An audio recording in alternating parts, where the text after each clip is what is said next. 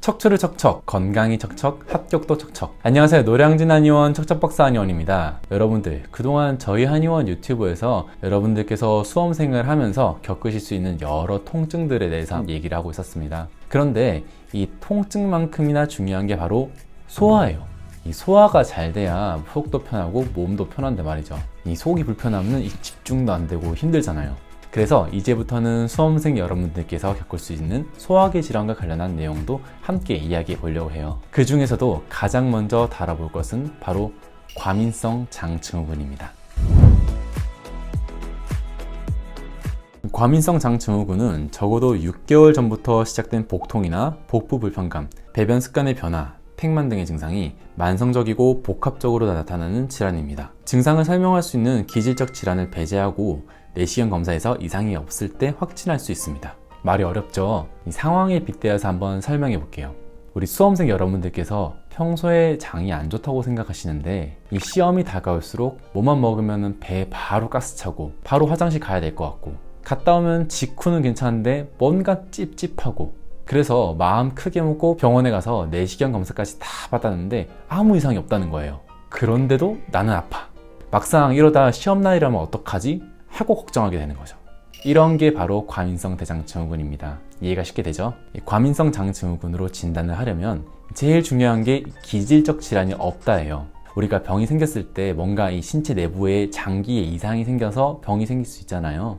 이런 걸 기질적으로 이상이 있다라고 하는데 이 병은 아까 말씀한 것처럼 내시경 검사를 다 해도 정상인 거죠. 이럴 때 우리는 기능성 위장관 질환이라고 얘기를 하고 가장 대표적인 게 지금 말씀드리는 과민성 장증후군이 있습니다. 이런 사람들이 얼마나 많겠어요. 실제로 우리나라의 경우 유병률이 8에서 9.6% 정도로 높은 편인데요. 남성보다는 여성에게 많고 35세 이전에 가장 많이 발생합니다. 처음부터 다 내시경 검사를 하기 힘드니까 임상진료실에서는 복통 등의 증상을 근거로 진단을 하기도 합니다. 하지만 4주 이상의 치료에도 변화가 없거나 경고 증상 등이 있으면 대장 내시경 검사를 고려해봐야 합니다. 과민성 장증후군에서 가장 중요한 증상은 복통입니다. 이는 장관의 경련으로 발생하는데요. 이 복통의 정도와 위치는 환자에 따라 매우 다양하며 한 환자에서도 때에 따라 다르게 나타날 수 있습니다. 대개 하복부에서 나타나지만 심화부에서 나타날 수도 있으며 콕콕 쑤시는 듯한 통증, 뻐근하고 묵직한 통증, 가스로 복부가 팽만한 듯한 통증 등 다양한 통증을 호소하시기도 합니다. 하지만 이러한 통증으로 영양 섭취에 장애를 일으키는 경우는 거의 없으며 수면을 방해하는 경우도 거의 없습니다. 잠을 못 잘 정도의 복통은 아까 말씀드린 경고 증상에 해당하기 때문에 내시경 검사를 고려해 봐야 합니다. 또한 이런 복통은 대변의 빈도 및 형태의 변화와 관련이 있습니다. 다음 증상과 함께 말해보겠습니다. 과민성 장증후군 환자들은 설사나 변비 경향이 있는데요. 이에 따라 과민성 장증후군의 분류를 변비형, 설사형, 혼합형, 비특이형 이렇게 4가지로 구분할 수 있습니다. 일부 환자들은 주로 변비로 호소하시기도 하는데 이들 환자들에서도 자세히 병력을 청취하다 보면 변비 사이에 짧은 기간 설사가 있는 경우가 많습니다. 처음에는 변비가 간헐적으로 나타나지만 시간이 지나면서 점차 심해져서 지속적인 변비로 변화하며 이 완화제에도 반응하지 않게 된다고 합니다. 이 대변은 오랫동안 직장 내에 있게 되어서 탈수해서 점점 단단해지며 종종 대장이나 직장의 경련으로 가늘게 나오기도 합니다. 변비가 심해지면서 복통도 심해지는데 배변 후 완화되는 양상을 보입니다. 그러나 배변 후 불완전 배변감, 즉 후중감이 있어서 다시 배변을 시도하나 대개는 만족스러운 결과를 얻지 못합니다. 과민성 대장증후군에서 보이는 설사는 대개 물 같은 설사는 아니고 적은 양의 묽은 변의 양상을 띈다고 알려져 있습니다. 대개 설사 전에 매우 긴박감을 느껴서 화장실로 가게 되지만 배변 후에도 후중감이 남고 이러한 증상은 아침, 특히 식사 후에 나타나게 됩니다. 하루 중에 처음 변은 정상 굵기로 배변하더라도 반복적인 배변으로 변은 점차 묽어지는 양상을 보이고 복통이 동반되나 이 복통은 배변 후에 호전됩니다. 이런 복통과 관련된 내용들은 과민성 장증후군의 진단 기준인 롬포 기준에 자세히 나와 있습니다. 여기서는 자막으로만 띄울게요.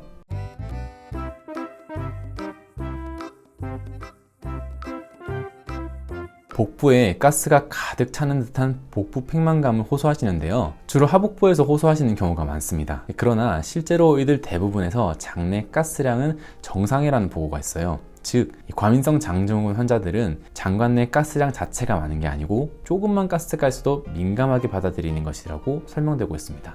이외에 트림, 과도한 방귀 등도 흔한 증상입니다. 25에서 50%의 환자에서 가슴앓이, 소화불량, 오신, 구토 등을 호소하시기도 합니다. 특히 소장과 관련된 운동성 장애가 관찰되고 있습니다. 이 과민성 장증후군의 원인은 아직 명확하게 밝혀져 있지 않습니다. 몇 가지를 꼽으면 다음과 같습니다. 정상 성인들은 식사 후에 대장의 운동성이 증가해서 30분 이내에 최고조에 달하고 50분 이내에 원래대로 돌아오지만, 과민성 대장증후군 환자들은 식사 후에 정상인과 달리 서서히 운동성이 증가되고 50분이 지난 후에도 가라앉지 않고 계속 증가되는 경향을 보인다고 합니다. 과민성 장증후군 환자의 대장 내에 가스를 주입하거나 이 풍선을 넣어서 확장시키면 정상인에서는 반응이 나타나지 않을 정도의 적은 용량에도 심한 통증을 느끼십니다. 더 과민하게 받아들인다는 것이죠. 이 과민성은 대변이 있는 느낌이나 가스가 찬 것 같은 통증보다는 아프거나 불편함을 느끼는 게 특징입니다. 주로 스트레스 등 정서적 요인이나 세균성 장염을 앓고 난 이후에 이런 내장 과민성이 더 커진다고 알려져 있습니다. 과민성 장증후군 환자의 일부는 대장 내 상주세균의 구성이 비정상적입니다. 이로 인해 장관 내 발효가 증가하고 과다한 가스가 생성돼서 과민성 장증후군의 증상을 유발합니다. 또한 정상적으로는 균의 증식이 미미한 소장에서 세균이 과다 증식하는 경우에도 만성 설사나 복통, 가스 등의 증상을 유발할 수 있습니다.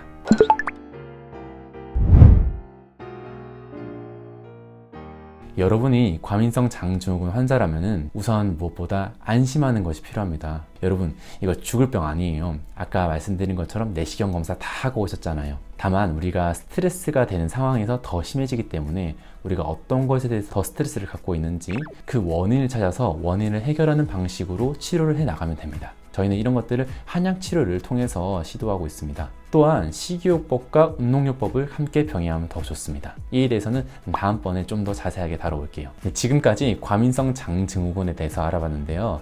이 생각보다 많은 수험생분들께서 이 병으로 고생하고 계십니다. 과민성 장증후군에 대한 전문적인 치료는 인근에 있는 한의원과 병원에서 직접 상담받아 보시면 좋을 것 같고요. 여러분들께서 집에서 하실 수 있는 것 중에서 가장 쉬운 게 식이요법입니다. 그래서 다음 시간에는 이 식이요법과 관련된 영상들로 찾아뵙겠습니다. 지금까지 영상 봐주셔서 감사합니다. 척척박사안이었습니다.